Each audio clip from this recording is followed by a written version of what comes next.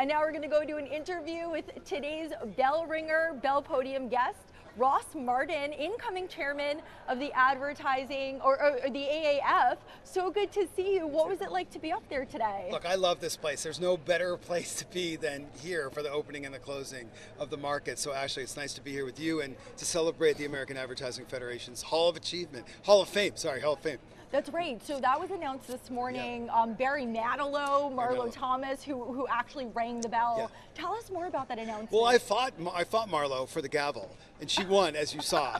Look, you look at all the legendary brands and businesses that are here at the New York Stock Exchange, and so many of them are beloved today because of the marketers and the advertisers who made us love these brands. So today is really all about the best of the best in the industry of advertising, and we're here to announce, as we did today on over just a few minutes ago, the 8 inductees to the Hall of Fame.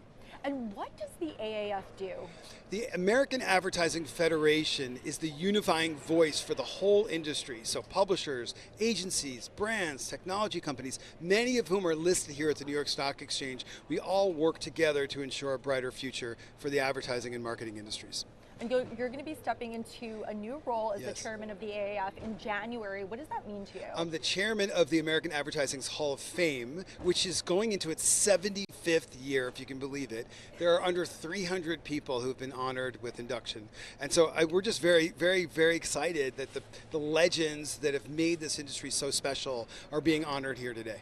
I spoke with one of your associates before, and she said she doesn't know anybody more passionate about advertising than you. What about advertising gets you up in the morning, Ross? I just think, we have the ability, we're in the feelings business, we have the ability to make people feel something about a brand or a product, and that drives commerce, that drives our economy. And so there's no more powerful engine, I think, for brand growth and business growth than the advertisers and the people behind all those advertisements. And of course, there have been changes in the industry. I think AI is touching every single industry. I hadn't heard of that. You haven't heard? No, Ashley, you're the first to talk about AI today. Yep. No, so we have a drinking game. Every time you say AI, we have to take a shot. But yeah, look, I think there's never been a more exciting time to do what we do, right? There have never been greater changes. The tectonic shifts that we feel in every industry are certainly felt in the advertising industry.